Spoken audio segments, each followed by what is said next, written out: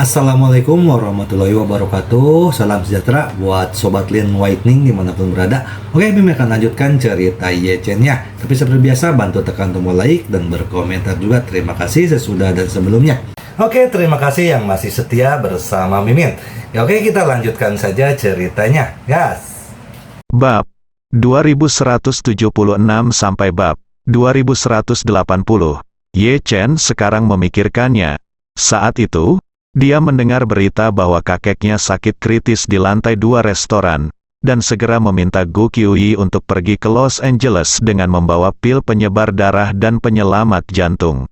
Tidak ada waktu untuk menutupi tindakan ini. Oleh karena itu, selama perjalanan paman dari kedatangan Gu Qiuyi di Los Angeles mulai berbalik, dia pasti akan fokus pada restoran angsa panggang paman Zong. Chen Zhaozong melihat ketidakberdayaan Ye Chen dan tahu apa yang dia pikirkan. Jadi dia menghiburnya, "Tuan Ye, hidup ini dipertaruhkan, Anda tidak punya pilihan baik lainnya saat itu. Untungnya, paman Anda mungkin tidak memperhatikan Anda ada." Ye Chen menghela nafas, "Saya datang ke toko Anda bersama Nanan. Jika dia menemukan video pengawasan, dia mungkin akan mengenali saya. Saya kira Li Yalin mengirim seseorang untuk menemukan video pengawasan di sini karena dia juga ingin mencari tahu tentang Nanan. Dengan siapa kamu? Apa yang istimewa dari itu?" Chen Zhaozong tersenyum tipis dan berkata, "Anda dapat yakin tentang ini. Tidak banyak kamera pengintai di luar Chinatown. Dulu ada beberapa, dan selalu dihancurkan dipasang. Dan kemudian saya berhenti memasangnya. Tidak ada kamera pengintai di luar pintu masuk utama toko saya. Bahkan jika toko di seberang memilikinya, tidak mungkin mengambil foto saya karena sudutnya." Setelah itu, Chen Zhaozong berkata lagi, "Ayo buka toko." "Saya tidak berani menggantung kamera di luar toko. Jadi umumnya kamera di luar juga dipasang di bagian atas bagian dalam pintu, lalu menutupi keseluruhan secara diagonal pintu masuk toko. Tapi karena sudut kameranya diagonal ke bawah posisinya 45 derajat, jadi paling banyak hanya bisa antre di trotoar di sisi Anda. Jalan raya tidak bisa difoto. Apalagi sebaliknya samping, jadi kamu tidak perlu khawatir." Ye Chen mengangguk sedikit setelah mendengar ini, "Itu akan menjadi yang terbaik." Chen Zhaozong berkata dengan sedikit melankolis, "Tuan Ye, karena kamu tidak ingin mengekspos dirimu sendiri, kamu harus mencoba untuk tidak datang ke sini di masa depan. Pamanmu dan Li Yalin sedang mengincar tempat ini, dan mereka pasti akan melakukannya di masa depan. Mereka akan memberikan perhatian khusus kepadaku." "Ya." Ye Chen mengangguk dan berkata dengan serius, "Setelah putriku menyelesaikan konsernya besok, aku mungkin tidak akan datang ke New York lagi dalam waktu singkat. Tempat ini memiliki hal-hal baik dan buruk. Saya tidak tahu berapa banyak perbuatan kotor yang tersembunyi di balik modal finansial yang glamor. Jadi saya tidak memiliki kesan yang baik tentang tempat ini." Chen Zhaozong tersenyum, mengangguk dengan sedikit melankolis dan berkata, "Jarang menemukan ini di dunia ini.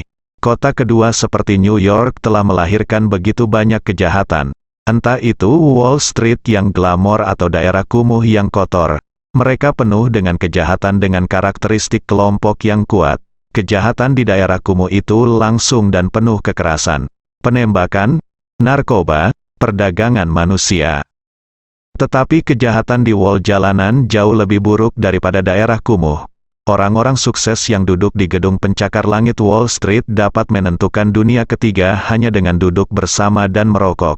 Kehidupan dan kematian puluhan ribu, ratusan ribu atau bahkan jutaan orang di negara ini, dalam menghadapi kepentingan, anggaplah kehidupan manusia sebagai bukan apa-apa." Ye Chen melihat bahwa Chen Zhaozong juga cukup emosional, jadi dia tidak bisa menahan diri untuk tidak bertanya, "Paman Zong, mengapa kamu datang ke Amerika Serikat, setelah bertahun-tahun? Pernahkah Anda berpikir untuk kembali?" Chen Zhaozong sedikit terkejut, lalu menatap Ye Chen dan berkata dengan serius, "Tuan Ye, sejujurnya, saya ingin kembali. Meskipun ayah lama saya telah tiada, ibuku masih hidup. Dia berusia lebih dari 10 tahun, dan aku juga ingin memenuhi baktiku di sisinya." Berbicara tentang ini, Chen Zhaozong menghela nafas, Hanya saja ketika Tuan Gu turun untuk membuat berdamai dengan Liu Sheng atas nama saya melakukannya di depan mereka berdua. Saya berjanji kepada Liu secara langsung bahwa saya tidak akan pernah kembali ke Pulau Hong Kong dalam hidup ini. Ye Chen berkata dengan tenang, Paman Zong. Saya, Ye Chen, sungguh jangan meremehkan Liu Sheng dari Pulau Hong Kong. Selama Anda ingin kembali, saya akan melakukannya sendiri, akan menyelesaikannya untuk Anda, Chen. Zhao Zong berdiri, mengepalkan tinjunya dengan tangannya, dan berkata, Tuan Ye, Anda sangat kuat, belum lagi satu orang bernama Liu, bahkan 10 orang bernama Liu tidak akan pernah menjadi lawan Anda. Pada titik ini, Chen Zhaozong merasa malu. Dia berkata dengan sangat, tetapi Tuan Ye, kata-kata seorang pria sejati sulit untuk dipahami. Saya, Chen Zhaozong, tidak takut mati. Tetapi saya takut orang lain akan menyodok tulang punggung saya dan mengatakan bahwa saya adalah penjahat yang mengingkari kata-kata saya. Jadi, tolong jangan menekan Liu untuk urusanku. Karena dia telah menepati janjinya, dia tidak mengejarku lagi. Aku juga harus menepati janjiku dan tidak pernah kembali ke Pulau Hong Kong dalam hidup ini. Ye Chen sedikit terkejut ketika mendengar ini. Dia merasa bahwa Chen Zhaozong berada di atas, tetapi juga merasa bahwa dia terlalu lurus dan telah menetapkan standar moral yang terlalu tinggi. Dia hanya menyiksa dirinya sendiri. Namun, Ye Chen bisa melihat ketegasannya di matanya saat ini. Mengetahui bahwa masalah ini tidak dapat dipaksakan sesuai dengan idenya sendiri. Jika dia ingin Chen Zhaozong mengesampingkan hal-hal di masa lalu dan bergerak maju, dia masih harus mengikuti instruksi leluhurnya. Dan orang yang melepaskan bel juga harus mengikat belnya. Jika tidak, meskipun dia membiarkan. Istana Nagawan mengantar Chen Zhaozong kembali ke Pulau Hong Kong dan menggunakan kekuatannya untuk memaksa pria bernama Liu itu merendahkan diri. Tetapi Chen Zhaozong masih merasa bahwa dia adalah jauh darinya. Faktanya, Ye Chen bukannya tidak pernah berpikir untuk bertukar kata dengan Chen Zhaozong, meskipun dia dan pria bernama Liu memiliki perbedaan yang berbeda. Dia memiliki perjanjian untuk kembali ke Pulau Hong Kong, tetapi dia melakukannya tidak setuju dengan Liu bahwa dia tidak dapat kembali ke daratan. Oleh karena itu, jika dia tidak dapat kembali ke Pulau Hong Kong, dia juga dapat kembali ke daratan sendirian dan bekerja untuk Yip Group. Jika waktunya tiba, dia akan melakukannya mendapat dukungan dari grup Yip, dan Liu akan melakukannya. Bahkan jika dia tahu, dia tidak akan datang ke keluarga Ye untuk menyelidiki. Namun, ketika kata-kata itu keluar dari bibirnya, Ye Chen tidak mengatakannya pada akhirnya. Dia tahu bahwa dengan kepribadian Chen Zhaozong, dia melihat bahwa ayahnya telah menunjukkan kepadanya kebaikan dan kebaikan yang menyelamatkan nyawa. Dia pasti tidak akan menolak permintaannya. Namun dia juga tahu bahwa kejadian itu dan orang-orang yang terlibat di dalamnya adalah simpul di hati Chen Zhaozong. Dia seharusnya tidak membiarkan dia melepaskannya sebelum simpul di hatinya terbuka. Dia mengabdikan dirinya dengan sepenuh hati untuk bisnis grup Ye. Oleh karena itu, Ye Chen memutuskan bahwa setelah kelas master istrinya Xiao Churan di Amerika Serikat selesai, dia akan meluangkan waktu untuk pergi ke Pulau Hong Kong dan mengobrol baik dengan pria bernama Liu. Bicaralah. Akan lebih baik jika dia secara pribadi dapat menarik permintaan aslinya kepada Chen Zhaozong, sehingga Chen Zhaozong dapat kembali ke Pulau Hong Kong dengan bebas. Setelah dia kembali ke Pulau Hong Kong dan menyelesaikan kekhawatirannya, dia akan mengulurkan ranting zaitun kepadanya. Dengan pemikiran ini, Ye Chen berdiri. Dia berdiri dan berkata kepada Chen Zhaozong, Paman Zong, saya mengerti maksudmu. Don, jangan khawatir. Saya berjanji kepada Anda bahwa saya tidak akan pernah melakukan apapun untuk memaksa pihak lain. Jika saya, Ye Chen, memiliki kemampuan ini, saya akan meyakinkan Liu. Saya datang ke New York dan meminta Anda untuk kembali. Jika tidak memiliki kemampuan, saya tidak akan menggunakan kekuatan saya untuk memaksa Liu tunduk. Ketika Chen Zhaozong mendengar ini, dia ingin mengatakan sesuatu, tetapi dia ragu-ragu sejenak dan menahannya. Segera, dia menatap Ye Chen. mengangguk penuh terima kasih, dan berkata dengan serius, "Terima kasih, Tuan Ye, atas pengertiannya." Ye Chen melihat waktu dan berkata, "Paman Zong, masih ada beberapa hal yang harus aku selesaikan, jadi aku tidak akan mengganggumu lagi. Putriku harus mengundangmu ke konsernya besok, kan? Jika Anda punya waktu, saya akan menemui Anda nanti." Chen Zhaozong menggelengkan kepalanya dan berkata, "Tuan Ye, saya tidak akan pergi ke konser Nona Gu. Pamanmu seharusnya masih berada di Los Angeles hari ini. Perhatian Li Yalin untuk sementara terfokus pada grup Fei. Tunggu sampai mereka sibuk. Setelah menyelesaikan masalahnya, dia mungkin akan datang kepadaku untuk bertanya tentang Nona Fei." Selama Li Yalin tidak menyadari bahwa saya bersama Nona Gu ketika Fei Hao yang menghilang hari itu, maka saya masih dapat mengatakan bahwa Nona Gu datang ke toko hanya untuk makan secara kebetulan, dan saya hanya peduli untuk membuat hidup sepanjang hari. Saya tidak mengenal satupun bintang besar, jadi saya tidak menyadarinya. Jika mereka tidak memiliki petunjuk apapun tentang perkenalan saya dengan Nona Gu, mereka mungkin akan dapat memuluskan segalanya selama ini. Tetapi jika mereka mengetahui bahwa saya pergi ke konser Nona Gu besok, masalah ini akan sulit dijelaskan. Mungkin Li Yalin akan mengingat saya juga. Ye Chen mengangguk penuh pengertian dan berkata, "Paman Zong, kalau begitu, aku akan datang dan menemuimu lain kali aku punya kesempatan untuk datang ke New York." Mendengar Ye Chen pergi, Chen Zhaozong terlihat sangat rumit. Meskipun dia baru saja bertemu Ye Chen, karena ayah Ye Chen baik padanya, dan karakter Ye Chen juga membuatnya sangat mengaguminya, dia juga mengembangkan perasaan yang sangat ramah terhadap Ye Chen. Terutama melihat dia sekarang kuat dan telah mencapai hasil yang luar biasa, saya dengan tulus berbahagia untuk Ye Changying. Pada saat tertentu, dia juga berpikir untuk bekerja pada Ye Chen untuk membalas kebaikan Ye Changying. Namun jika dipikir-pikir lebih hati-hati, saya merasa bahwa saya hanyalah seorang imigran gelap yang telah membeli angsa panggang di Chinatown selama lebih dari 10 tahun. Dan Ye Chen sudah menjadi orang kaya raya yang bernilai ratusan miliar dolar. Antara aku dan dia sungguh besar. Bagaimana kamu bisa begitu malu untuk membalas kebaikanmu dalam keadaan seperti itu? Lagi pula, ketika perbedaan kekuatan terlalu besar, meskipun Anda memiliki hasrat untuk membalas kebaikan Anda, di mata orang luar, itu hanyalah cara menaiki tangga dengan kedok membalas kebaikan Anda. Terlebih lagi, Ye Chen mungkin tidak terlalu membutuhkan bantuannya, mungkin dia hanya menimbulkan masalah dengan berbicara. Oleh karena itu, Chen Zhaozong memikirkannya dan melepaskan gagasan untuk merekomendasikan dirinya sendiri. Apa yang tidak dia ketahui adalah bahwa meskipun Ye Chen sangat menginginkan bakat, dia tidak ingin dia membawa masa lalu yang berat dan bekerja untuknya. Oleh karena itu, rencananya adalah membantu Chen Zhaozong mencapai nirwana dan terlahir kembali. Terlebih lagi, dengan karakter Ye Chen, dia tidak suka membicarakannya sebelum hal itu selesai. Jadi dia tidak mengungkapkan sepatah kata pun kepada Chen Zhaozong. Ketika mereka pergi, mata Chen Zhaozong memerah dan dia berkata kepada Ye Chen, "Tuan Ye, tolong jaga dirimu baik-baik." Ye Chen juga berkata dengan hormat, "Paman Zong, jangan khawatir, saya akan melakukannya."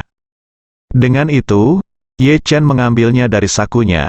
Dia mengeluarkan pil penyebar darah dan penyelamat jantung, meletakkannya di tangan Chen Zhaozong, dan berkata dengan serius, "Paman Zong, obat ini dapat menyembuhkan segala jenis penyakit dan menyembuhkan ribuan luka.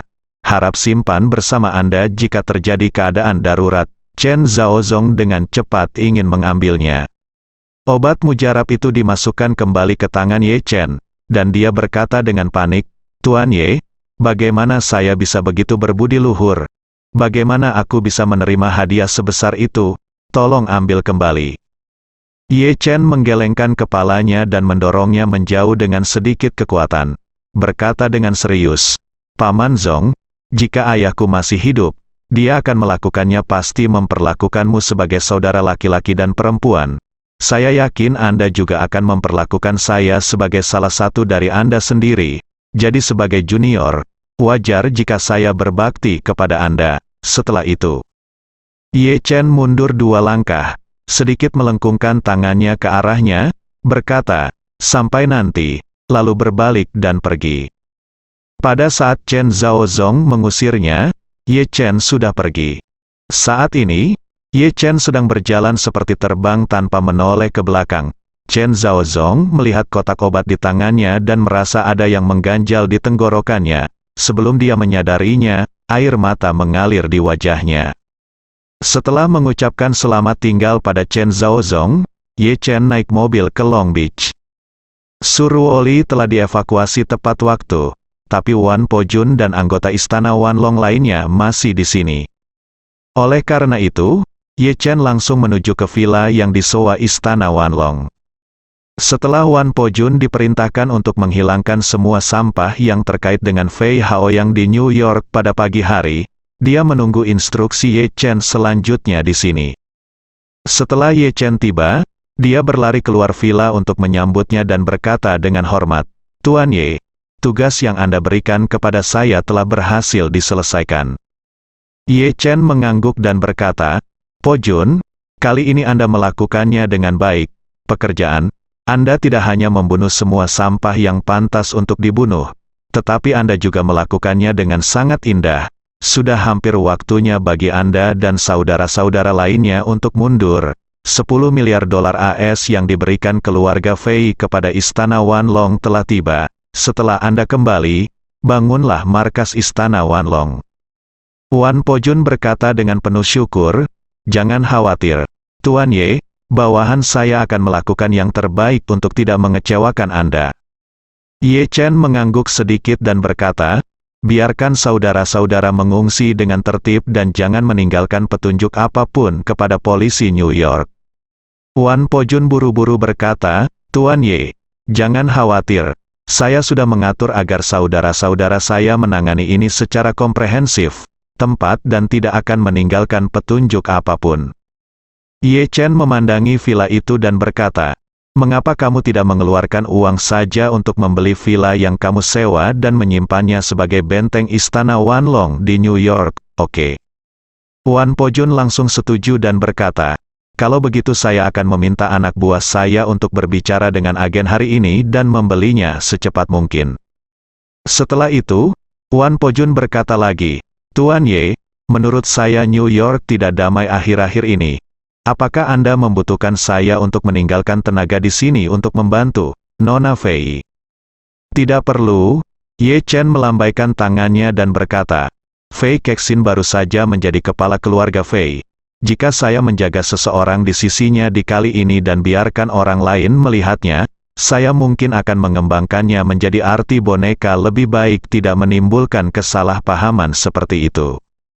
Setelah mengatakan itu, Ye Chen menambahkan, "Ngomong-ngomong, setelah Anda membeli villa ini, Anda dapat memilih beberapa anggota inti istana Wanlong dengan identitas terbersih.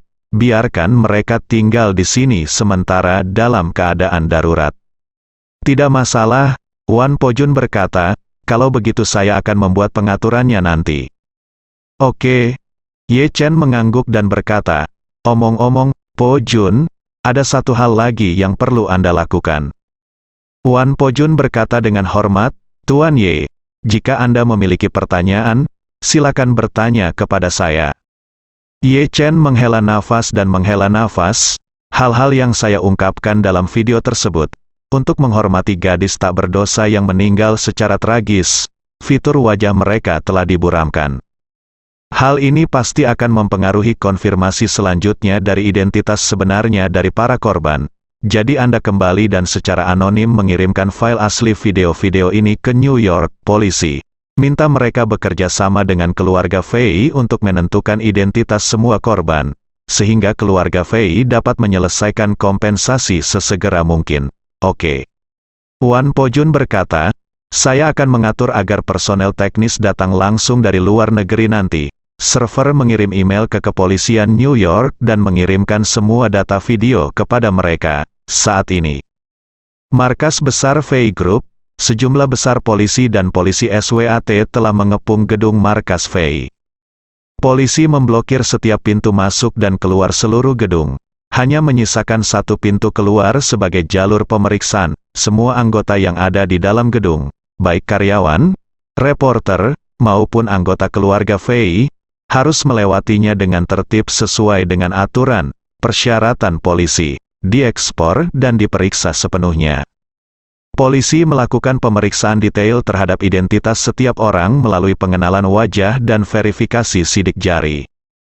Identitas khusus Suruoli sebenarnya sangat jelas.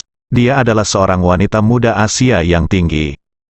Namun polisi tetap tidak akan melepaskan perempuan manapun dengan warna kulit dan usia lain.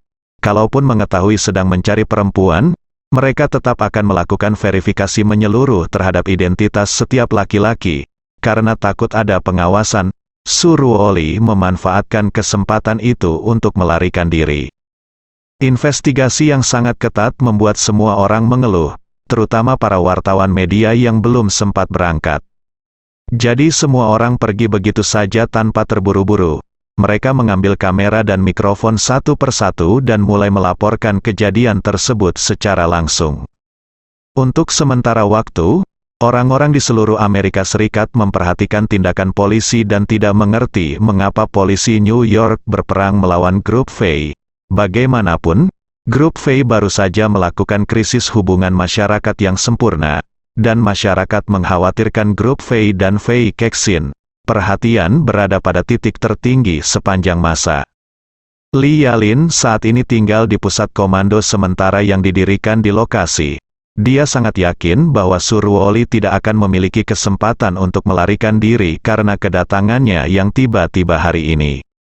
Sekarang, yang dia tunggu adalah melenyapkan semua orang dari grup Fei dan kemudian memimpin orang-orang untuk menangkap penyu di dalam guci. Saat ini, bawahannya yang paling terpercaya meneleponnya. Melihat niat pihak lain, Li Yalin tiba-tiba menjadi bersemangat, dan setelah menjawab telepon, dia berseru, "Bagaimana? Apakah Anda menemukan video pengawasan toko angsa panggang itu?" Saat ini, Li Yalin memikirkan dua hal. Salah satunya adalah dengan cepat menangkap dan mengadili pembunuh yang melakukan pembunuhan besar-besaran di New York selama 2 hari terakhir. Yang lainnya adalah membantu saudara baiknya An Chong Kyu mencari tahu rahasia apa yang ada tentang Gu Qiuyi. Saat ini, grup Fei berada di bawah kendali penuh, dan hanya masalah waktu sebelum dia menemukan Suruoli. Oleh karena itu, ketika dia menerima panggilan tersebut, dia sangat menantikan kabar baik dari bawahannya. Namun, suara di ujung lain telepon berkata tanpa daya, "Bos, kami mengikuti instruksi Anda dan mengadakan pertunjukan secara keseluruhan, tapi kami tidak menyangka bahwa tidak ada hard drive di kamera pengintai restoran barbecue itu." "Tidak, hard drive." Li Yalin menuangkan baskom berisi air dingin ke seluruh tubuhnya dan berseru, "Mengapa tidak ada hard drive? Apakah sudah diambil sebelumnya?" Bawahannya menjawab, "Rekan yang saya kirimkan melaporkan bahwa bos mengatakan bahwa hard drive tersebut tidak diambil sebelumnya. Rusak, dan belum diganti dengan yang baru." Li Yalin berseru dan bertanya, "Bagaimana dengan hard drive yang rusak di dalam mesin?" Bawahannya berkata, "Tidak, saya juga bertanya." Dan dia mengatakan lokasi hard drive perekam video pengawasan itu memang kosong. Li Yalin tampak terkejut, mengerutkan kening dan berkata, "Ini salah. Jika harddisk benar-benar rusak dan dia belum siap untuk memperbaikinya, maka dia tidak perlu mengeluarkan harddisk tersebut dari harddisknya. Sepertinya CPU komputer Anda rusak, dan Anda berencana untuk menyisihkan komputer tersebut untuk sementara waktu. Penggunaan menganggur. Ini sudah menganggur. Bisakah Anda mengeluarkan CPU komputer saja?" "Ini." Bawahan itu mengerang. Dia berseru dan bertanya, "Bos, maksudmu ada yang salah dengan pemilik toko itu?" "Di sana pasti ada yang salah dengan orang ini," Li Yalin berkata dengan dingin. "Periksa informasi tentang bos itu untukku, dan kirim beberapa orang lain untuk diam-diam menempatkannya di sana. Awasi dia untuk mencegah dia melarikan diri." Setelah mengatakan itu, Li Yalin bertanya lagi, "Kamu harus ingat untuk tidak mengingatkan ular itu." "Oke." Bawahannya segera setuju dan berkata, Kalau begitu aku akan membuat pengaturan. Setelah menutup telepon, orang yang bertanggung jawab di tempat kejadian berlari lagi dan berkata, Inspektur Lee, orang-orang di markas besar grup Fei hampir dievakuasi, dan belum ada jejak Surwoli. Tim operasi khusus akan segera membawa pendeteksi kehidupan serta anjing pencari dan penyelamat. Ayo masuk bersama. Li Yalin mengangguk dan berkata, instruksikan kami untuk mencari kemana-mana, dikombinasikan dengan cetak biru arsitektur gedung kantor pusat Fei Group, dan jangan lepaskan kemungkinan jalan keluar. Pihak lain segera berkata, undang detektif. Li, jangan khawatir, Tuan. Kami telah memutus semua pipa yang menghubungkan markas kelompok ke dunia luar. Kecuali pihak lain berubah menjadi lalat dan terbang keluar. Pasti mustahil untuk melarikan diri. Bagus, Li Yalin memerintahkan, biarkan. Tim operasi khusus, mari kita mulai. Anda harus menemukan Surwoli itu untuk saya sebelum hari gelap. Pada saat yang sama, Ye Chen telah meninggalkan Long Beach dan menuju ke tempat tersebut, tempat Gu Qiuyi tampil. Karena Gu Qiuyi tidak bisa membawa ponselnya selama latihan di atas panggung, dia membuka grup WeChat terlebih dahulu dan menempatkan dirinya, Ye Chen dan manajernya Chen Duoduo ke dalam grup yang sama, dan meminta Chen Duoduo bertanggung jawab untuk menerima kamu Chen. Semua pemain dan kru yang terlibat dalam pertunjukan tersebut mengabdikan diri mereka untuk latihan, kecuali manajer Gu Qiuyi, Chen Duoduo, yang tidak melakukan apapun. Bagi Chen Duoduo, bagian tersibuknya adalah sebelum persiapan pertunjukan, seperti menegosiasikan berbagai kerjasama, melakukan berbagai publisitas dan distribusi, mengoordinasikan berbagai sumber media, dan mempelajari cara membantu Gu Qiuyi dalam penggantian sumber daya. Namun, begitu pertunjukan memasuki keadaan hitung mundur, itu juga berarti pekerjaan awalnya pada dasarnya telah selesai, jadi dia sekarang bebas. Mengetahui bahwa Ye Chen akan datang, Chen Duoduo telah menunggu di luar tempat lebih awal. Ketika dia melihat Ye Chen tiba, dia melangkah maju dengan rajin dan berkata, Tuan Ye, Anda di sini, Qiuyi sedang berlatih, izinkan saya menerima Anda, Ye.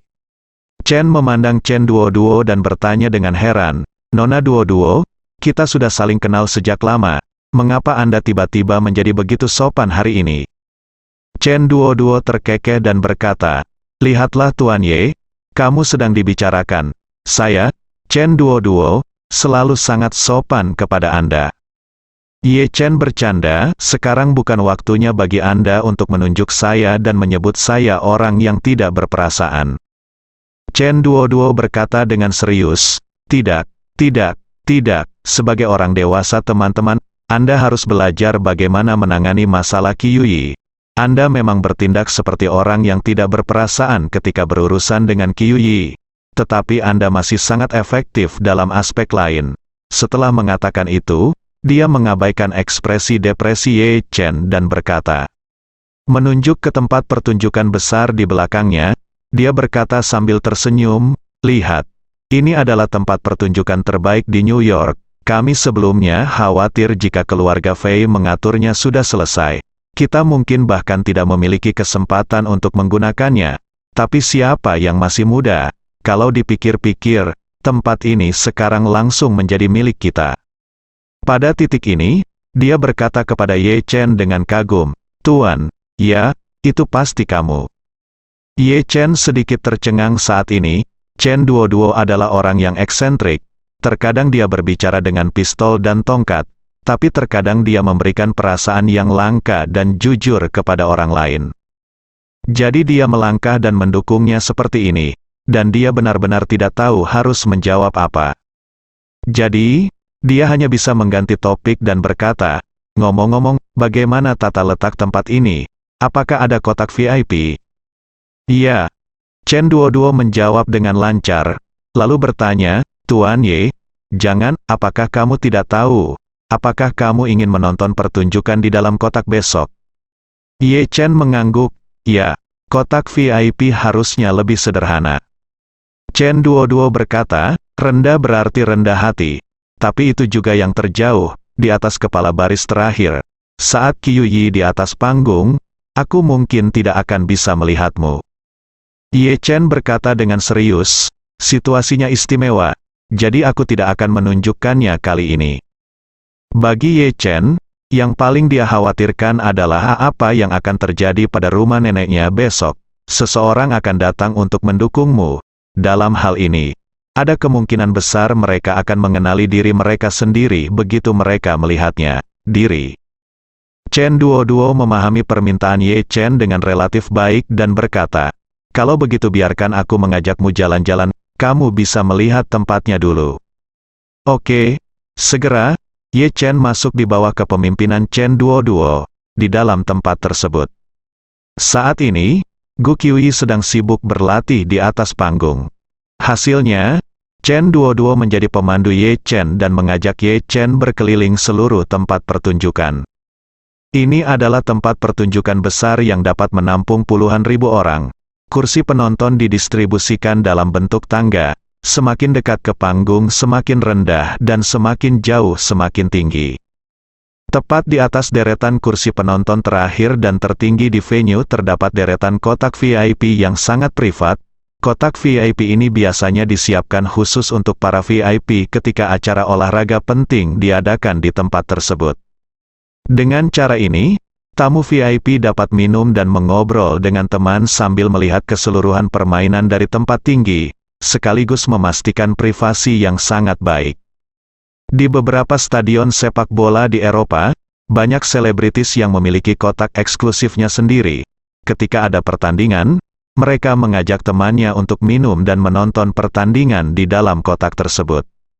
Sekilas Ye Chen jatuh cinta dengan posisi ini, jadi dia bertanya kepada asisten Gu Qiuyi, Chen Duoduo, apakah ruang VIP untuk konser ini sudah terjual habis? Tidak, Chen Duoduo berkata. Konser Qiuyi semuanya terjual keluar. Ia hanya menjual tiket penonton di area yang berbeda, bukan ruang VIP, dan ruang VIP umumnya tidak tersedia. Ye Chen mengangguk, menunjuk ke kotak tengah, dan berkata, kalau begitu serahkan ruangan ini padaku. Awalnya, untuk menghindari masalah yang tidak perlu, Ye Chen bahkan berencana untuk tidak datang ke konser pertama Gu Qiuyi di New York besok. Dia juga tahu betul bahwa jika dia benar-benar tidak datang, bukan hanya Gu Qiuyi yang akan kecewa, tetapi istrinya Xiao Churan juga akan sangat menyesal. Namun, setelah benar-benar melihat tempat tersebut, dia merasa lega. Pada saat itu, dia dapat mengajak istrinya menonton konser Gu Qiuyi di kotak VIP, yang akan sangat menghindari kemungkinan terekspos. Chen Duoduo juga tahu sesuatu tentang Ye Chen. Jadi setelah mendengar dia berkata bahwa dia menginginkan kamar pribadi, dia tidak banyak bicara dan setuju dengan gembira, berkata, tidak masalah, aku akan mengantarmu untuk melihat-lihat. Ye Chen mengangguk. Mengangguk, Chen Duoduo mengikuti Chen Duoduo ke kotak. Chen Duoduo membuka pintu dan memperkenalkan kepada Ye Chen, Tuan Ye, kotak VIP di tempat ini sangat besar, biasanya lebih dari 50 meter persegi. Dengan ruang terpisah kamar mandi di dalam. Jika ada pesta di dalam, setelah Anda masuk, staf akan membawakan apapun yang Anda butuhkan. Jadi Anda tidak perlu keluar dan pada dasarnya Anda tidak akan terlihat oleh orang lain. Apalagi kacanya juga kaca privasi satu arah, sehingga penonton luar tidak bisa melihat ke dalam sama sekali. Ye Chen melihat sekeliling, kotak itu didekorasi dengan sangat mewah. Itu tampak seperti tempat berkumpulnya orang-orang kaya raya di New York. Jadi, dia berkata, oke, mari kita ambil yang ini. Chen Duoduo setuju dan berkata, jika Tuan Ye ingin bersikap serendah mungkin, saya akan mengatur agar Anda pergi langsung ke lorong VIP. Kotak VIP dan di bawah auditorium lainnya terpisah secara fisik. Anda dapat datang langsung dari saluran VIP dan tidak ada orang lain yang akan melihat Anda. Oke, Ye Chen mengangguk puas dan berkata, kalau begitu sudah beres, kami akan tampil besok. Sebelumnya pertemuan tersebut, tolong bantu saya mengatur anggota staf untuk koneksi. Saya akan datang langsung kepadanya ketika waktunya tiba. Chen Duoduo berkata dengan cepat, Tuan Ye, bagaimana tamu terhormat seperti Anda bisa mengatur staf lain untuk datang untuk koneksi? Pastinya, saya pribadi yang bertanggung jawab untuk itu. Ye Chen dengan cepat melambaikan tangannya dan berkata, "Selamat tinggal, kamu akan sangat sibuk kalau begitu, jadi saya tidak akan mengganggumu dengan hal semacam ini. Temukan saja seseorang siapa yang tidak mengenalku, dan katakan padanya bahwa aku jadilah ahli Feng Shui-mu." Ketika Chen Duoduo melihat Ye Chen langsung menolaknya, dia segera menyadari apa yang dikhawatirkan Ye Chen dan segera berkata, "Tuan Ye, aku tidak perlu terlalu khawatir. Meskipun aku, Chen Duoduo, bukan orang baik. Aku jelas bukan tipe orang jahat yang menguntungkan dirinya sendiri dengan mengorbankan orang lain. Aku tahu kamu akan datang ke sini bersama istrimu besok, dan aku pasti tidak akan mengatakan hal yang salah di depan istrimu."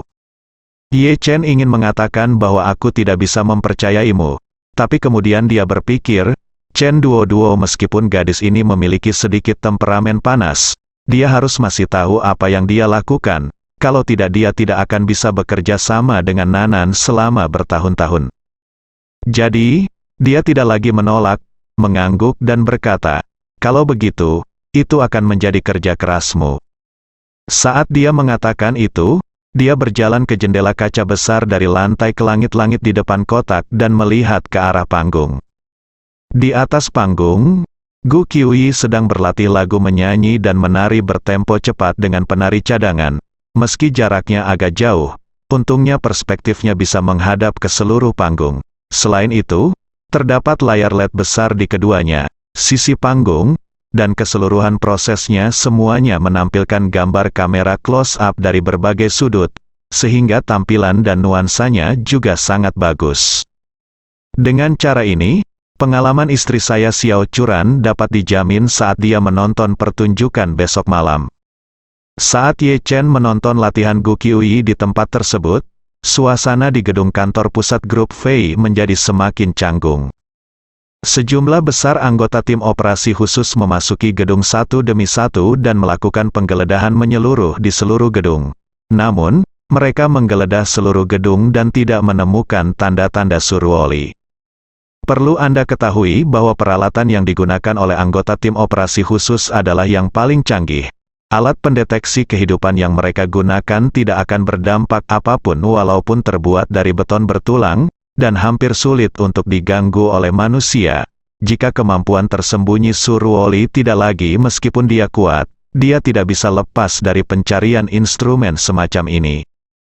Selain itu, terdapat puluhan anjing polisi yang terlatih di lokasi kejadian. Bahkan jika ada orang yang bersembunyi di beberapa tembok, anjing polisi akan menyadarinya.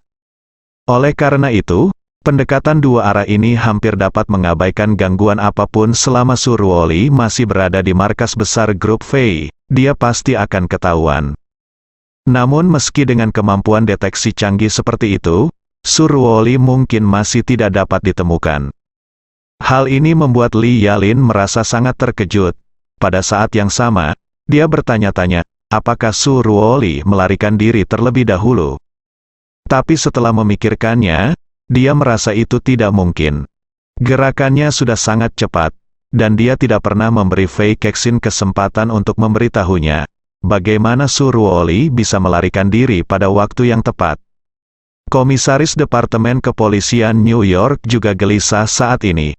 Tidak ada satupun wartawan media di luar yang telah diidentifikasi dan disetujui yang tidak pergi. Mereka semua melaporkan kejadian tersebut. Ketidakpuasan masyarakat Amerika terhadap kepolisian New York semakin meningkat seiring dengan terus adanya pemberitaan. Meskipun semua orang tahu bahwa polisi New York berusaha sekuat tenaga untuk menangkap pembunuh Fei Haoyang dan bajingan lainnya. Namun, sebagian besar masyarakat menilai suatu permasalahan berdasarkan penilaian mereka sendiri mengenai benar dan salah, bukan berdasarkan sudut pandang hukum. Dilihat dari sudut pandang peradilan, sama seperti Li Yalin, tidak peduli bagaimana orang-orang ini menghukum kejahatan dan mempromosikan kebaikan, mereka tidak memiliki kekuatan penegakan hukum. Oleh karena itu, membunuh seseorang tanpa kekuatan penegakan hukum tidak diragukan lagi merupakan tindakan kriminal. Seseorang melakukan kejahatan, ia harus ditangkap dan diadili. Namun, Sebagian besar warga New York dan Amerika memandang masalah ini dari sudut pandang pribadi mengenai benar dan salah.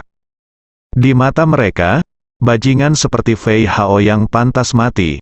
Siapapun yang membunuh mereka akan menjadi pahlawan di mata rakyat. Fakta bahwa mereka mampu melakukan kejahatan begitu lama dan menyakiti begitu banyak gadis tak berdosa juga merupakan kegagalan polisi New York. Karena seseorang telah melakukan sesuatu untuk polisi New York yang tidak dapat mereka lakukan, polisi New York tidak boleh menggigitnya seperti anjing.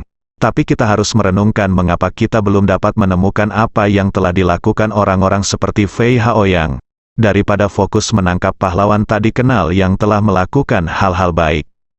Pandangan masyarakat Amerika tentang benar dan salah hampir sama dengan film-film superhero Hollywood. Di mata masyarakat, baik itu Spider-Man, Batman, Iron Man, atau The Flash, yang penting harus diperjuangkan untuk menghilangkan kekerasan dan menjamin perdamaian dan ketertiban dalam masyarakat. Masyarakat sama sekali tidak peduli dengan lemahnya kekuatan penegakan hukum. Oleh karena itu, apa yang dilakukan polisi New York sekarang telah menimbulkan kemarahan publik yang besar, dan omelan di internet semakin keras. Wali kota bahkan secara pribadi menelepon kepala polisi dan meminta mereka untuk segera menghentikan blokade dan penggeledahan grup Fei. Pada saat yang sama, dia secara terbuka memberikan penjelasan kepada masyarakat, memberitahu mereka siapa yang menghalangi grup Fei untuk ditangkap dan apakah mereka telah menangkapnya. Kepala polisi itu berkepala sebesar ember. Setelah berulang kali memastikan bahwa tim operasi khusus tidak menemukan jejak Surwoli, dia segera bergegas ke pusat komando sementara Li Yalin menunjuk ke hidungnya, dan berteriak, "Keluarkan semua orang segera." 5 menit setelah itu, pergi dan jelaskan kepada media tujuan dan hasil aksi hari ini. Li Yalin telah dimanipulasi oleh mentalitas penjudi saat ini dan bersumpah untuk mengambil kesempatan ini untuk mengambil risiko. Oleh karena itu, ketika dia mendengar bahwa direktur ingin dia mengevakuasi orang-orang, dia segera menjawab dengan marah, "Jika kita mengevakuasi orang-orang sekarang, semua upaya sebelumnya akan sia-sia." Direktur bertanya balik, "Bukankah kamu sudah melakukan pencarian menyeluruh? Apakah Anda masih di sini? Kapan Anda ingin mencari? Bahkan jika saya memberi Anda waktu 1 bulan untuk menghancurkan gedung kantor pusat grup Fei sedikit demi sedikit, Anda masih tidak dapat menemukan orang itu." Li Yalin berseru, "Direktur, tolong beritahu. Spesial tim akan mencarinya lagi. Saya pikir tidak mungkin dia melarikan diri. Dia mungkin bersembunyi di sudut grup Fei." Direktur berkata dengan marah. "Li, saya tahu Anda menemui hal seperti itu insiden sebelum Anda pensiun. Saya jelas tidak yakin dengan kasus ini, tapi izinkan saya memberitahu Anda, masalah ini telah menyebabkan ketidakpuasan yang sangat besar di media dan publik. Sekarang ada banyak kritik terhadap polisi New York di internet, dan wali kota telah menerima telepon yang tak terhitung jumlahnya yang menuduh kami." Li Yalin berkata dengan tergesa-gesa, "Itulah mengapa kita harus menangkap Surwoli dan mencari cara untuk mengungkap alasan keterlibatan Wan Longdian dalam masalah ini." Direktur memarahi. "Apakah kamu gila? Terlepas dari apakah orang-orang itu dibunuh oleh orang-orang dari istana Wan Long, aku hanya akan memberitahumu satu hal. Sekarang orang-orang di seluruh Amerika Serikat dan bahkan dunia bertepuk tangan atas kematian orang-orang ini, dan mereka semua menghormatinya, para pembunuh di belakang layar sebagai pahlawan. Bahkan wali kota meminta kami menghentikan penyelidikan. Apakah Anda masih ingin melanggar perintah wali kota?" Li Yalin langsung terdiam saat ditanya. Dia terdiam beberapa saat dan kemudian bertanya, "Direktur, Anda dapat menutup tim sekarang. Tetapi bagaimana setelah menutup tim? Apakah masalah ini tidak akan pernah diselidiki?" Direktur melambaikan tangannya dan berkata, "Anda tidak punya perlu mengkhawatirkan masalah ini. Saya akan pensiun kurang dari setahun. Saya akan menyerahkan pekerjaan besok. Selama masa sebelum pensiun, bersantai saja di rumah dan memulihkan diri. Saat Anda pensiun, saya akan mengadakan upacara perpisahan akbar untuk Anda dan biarkan kamu pensiun dengan gemilang." Ketika Li Yalin mendengar ini, dia segera menjadi cemas dan berkata dengan marah, Apakah kamu ingin aku keluar sekarang? Direktur berkata kata demi kata, tidak. Aku hanya ingin kamu mengambil istirahat dan selesaikan sisa pekerjaan. Serahkan pada orang lain untuk melakukannya. Setelah itu, kepala suku dengan sabar menasihati, Lee, Anda telah mengabdikan bertahun-tahun untuk Departemen Kepolisian, anggap saja itu memberi lebih banyak kesempatan kepada anak muda orang-orang sebelum kamu pensiun. Sedangkan untuk dirimu sendiri, pergilah dan istirahatlah yang baik. Tidak mungkin, Lee Yalin berkata dengan dingin, tidak mungkin bagiku untuk pensiun dini kecuali kasus ini diselesaikan. Tidak mungkin bagiku untuk mengizinkan karir polisi saya selama bertahun-tahun berakhir dengan rasa malu. Hentikan kasus ini. Setelah itu, Lee Yalin mengancam, Direktur, jika Anda ingin mengambil kasus ini dari saya, maka saya akan pergi ke wali kota untuk mengadukan Anda, mengeluh. Saya, Direktur tersenyum pahit. Lalu dia berkata tanpa daya, Lee, izinkan saya memberitahu Anda dengan jelas. Dalam pemilihan wali kota tahun depan, wali kota saat ini masih akan mencalonkan diri kembali. Kasus ini sudah memiliki kasus dampak negatif yang sangat besar pada terpilihnya kembali. Jika sekarang karena kami menyebabkan kemarahan publik, dan harapan untuk terpilih kembali benar-benar hancur, jadi, bukan saya yang ingin Anda pensiun dini, melainkan wali kota yang ingin Anda pensiun dini. Begitu kata-kata ini keluar. Lee Yalin tercengang. Ia memang tak menyangka wali kota yang berkali-kali memujinya di depan umum justru ingin ia pensiun dini. Melihat dia tidak bisa berkata-kata, direktur terus menambahkan, Lee, hanya ada dua pilihan di hadapanmu sekarang. Yang pertama adalah kamu mengambil inisiatif untuk mengajukan pensiun dini. Meskipun kasus ini akan merugikanmu, tapi setidaknya itu tidak akan merusak reputasimu. Itu tidak lebih dari sebuah noda. Bukankah nenek moyang Tionghoamu sering mengatakan bahwa tidak ada orang yang bijak dan tidak ada yang boleh berbuat salah? Noda seperti itu tidak akan banyak berdampak pada dirimu. Selain itu, as kepala polisi New York, kasus ini akan meninggalkan noda yang tak terhapuskan di resume saya. Saya bisa menghadapinya dengan tenang. Mengapa Anda harus ragu? Pada titik ini, kepala polisi berdehem, dan berkata, ahem. Lee, jika Anda tidak mau, Departemen Kepolisian New York hanya dapat mengumumkan secara terbuka penangguhan pekerjaan Anda. Adapun alasan penangguhan pekerjaan Anda, itu juga karena banyaknya kejahatan yang telah Anda lakukan dalam rangkaian kasus ini, dia memiliki tanggung jawab yang tidak dapat disangkal dalam semua aspek.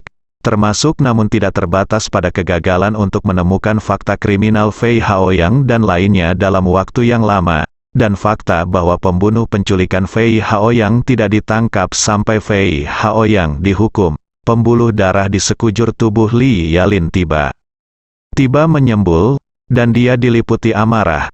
Namun kepala suku berkata dengan wajah serius, Lee, jika ada masalah besar yang tidak dapat diselesaikan, seseorang akan selalu keluar untuk menyalahkannya. Anda telah bekerja di Departemen Kepolisian New York selama bertahun-tahun, tidak ada caramu tidak memahami kebenaran ini, dan aku tidak ingin kamu disalahkan, ini adalah kambing hitam, tetapi jika kamu benar-benar keras kepala, maka aku hanya bisa meminta maaf kepadamu terlebih dahulu. Lee Yalin mengertakkan gigi dan melihat ke pihak lain, meskipun hatinya penuh dengan kebencian, dia juga tahu bahwa sutradara mengatakan yang sebenarnya. Faktanya, sistem kepolisian New York seringkali sangat protektif. Jika salah satu anggotanya menimbulkan masalah, atasan pasti akan menemukan cara untuk menyelesaikannya demi citra keseluruhan. Namun, polisi New York tidak bisa menangani semuanya. Dalam beberapa tahun terakhir, penegakan hukum kekerasan yang dilakukan polisi New York terhadap etnis minoritas telah memicu kemarahan publik yang besar dalam beberapa kesempatan. Pada awalnya, polisi New York berusaha melindungi rakyatnya sendiri, namun pada akhirnya mereka harus berkorban karena besarnya kemarahan publik. Kini dampak dari rangkaian kasus yang melibatkan Fei Haoyang juga sangat buruk. Namun, kejadian tersebut terjadi secara tiba-tiba dan pihak kepolisian belum menemukan cara untuk mengatasinya. Namun, dari situasi saat ini, Dapat ditebak bahwa hal tersebut sangat sulit untuk menyelidiki dan mencari tahu alasan kejadian ini. Ayo, jadi tidak lama lagi seseorang dari kepolisian New York harus disalahkan. Mungkin merupakan pilihan bijak untuk mundur dari arus deras sekarang. Apalagi Lee Yalin juga tahu bahwa dia tidak punya pilihan sekarang. Baik pensiun aktif maupun pensiun pasif. Tidak ada pilihan kedua selain pensiun. Jadi, setelah mempertimbangkan pro dan kontra, dia berkata dengan sedih, "Oke, saya menerimanya." Direktur mengangguk dengan gembira dan bertanya, "Nanti, Anda pergi untuk mengadakan pertemuan singkat dengan media dan memberitahu polisi bahwa mereka telah menerima Atip, tersangka aktif di gedung ini. Tetapi setelah dilakukan pencarian, dipastikan tidak ada jejak tersangka. Operasi ini mungkin karena intelijen yang salah. Jangan menjelaskan terlalu banyak lagi." Lee Yalin berkata tanpa daya. "Oke, saya akan jelaskan sebentar lagi, pergilah." Direktur mengangguk dan menambahkan, "Saya akan mengatur pertemuan internal besok pagi. Pada pertemuan tersebut, Anda dapat mengambil inisiatif untuk mengatakan bahwa Anda berada di bawah terlalu banyak tekanan akhir-akhir ini dan ingin untuk beristirahat. Saya setuju dan kemudian menyerahkan kasus ini kepada Bruno, terus bertanggung jawab."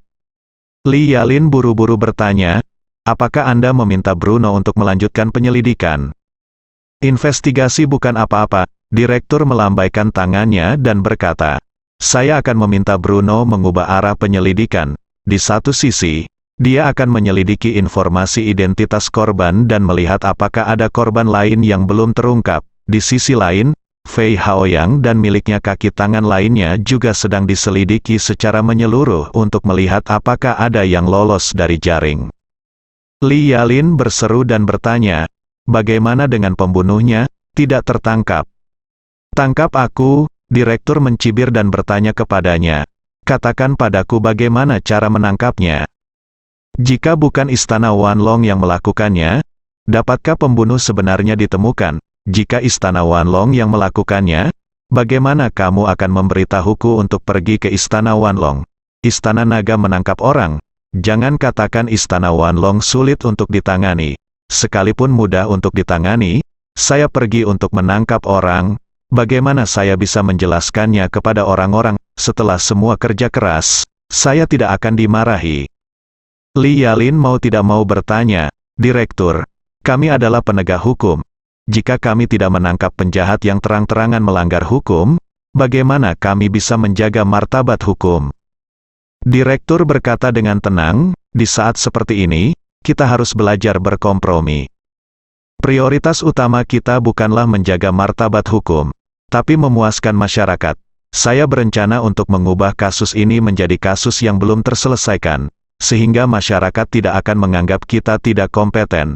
Mereka hanya akan merasa bahwa pahlawan dalam pikiran mereka lebih kuat dari yang mereka bayangkan, dan mereka tidak akan mendatangi kita lagi karena kita belum menyelesaikan kasus ini." Lee Yalin mendengar ini dan tidak dapat membantu tetapi berkata, "Karena tidak kompeten itu berlebihan. Jika ada kasus yang belum terselesaikan, maka saya tidak perlu pensiun dini, kan? Paling buruk, saya akan mematuhi pengaturan dan tidak lagi menyelidiki kasus ini." Direktur menggelengkan kepalanya. "Tidak, wali kota tahu emosimu, jadi dia sudah memberitahuku, kamu harus pensiun dini." Bersambung.